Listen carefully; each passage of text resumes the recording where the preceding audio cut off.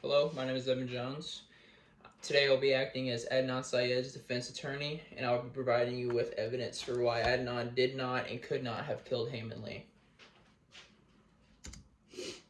Looking at Adnan's character profile, you will see that he is a very gentle, loving, and intelligent person. He has a lot going for him in life. He has a lot of people around him that love him a lot. He loved his girlfriend.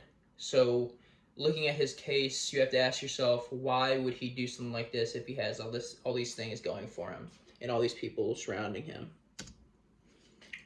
Looking at Adnan's case, he claims that he does not remember the day, which makes sense since according to a defense attorney interviewed in the Serial podcast, she says that the innocent people were always the hardest to defend because they can't help that much in the case because they don't remember the day, can't provide you with where they were or anything like that, which is the same for Adnan because Adnan claims that that was just a normal day for him, and for anybody else it would be too, because unless something important happens on that date, you will not remember it 2 weeks to a month into the future. Next, Adnan claims that Jay had his phone, which if this is the case, all the calls made would have been irrelevant because Adnan could not have made those phone calls. And in the Serial podcast, they also talk about the AT&T towers and how they can't really be accurately tracked because they'll sometimes ping to different cell towers.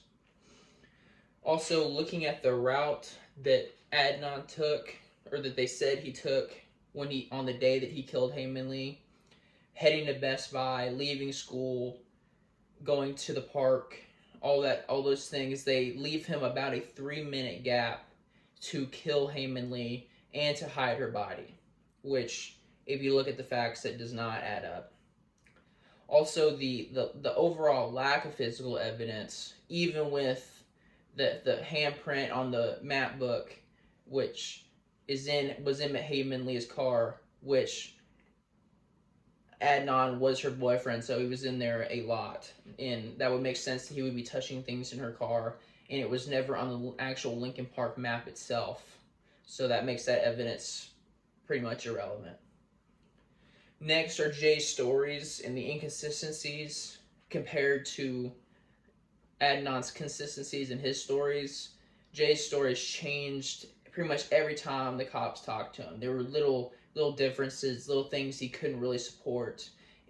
While Adnan stayed the same throughout his case, he never changed anything because most of the time he didn't have much to add anyways, because like I said before, he could not remember that day. He couldn't recollect anything he did during that day, just like anybody else would. Today I provided you with evidence for why Adnan is innocent. Thank you for listening to my speech.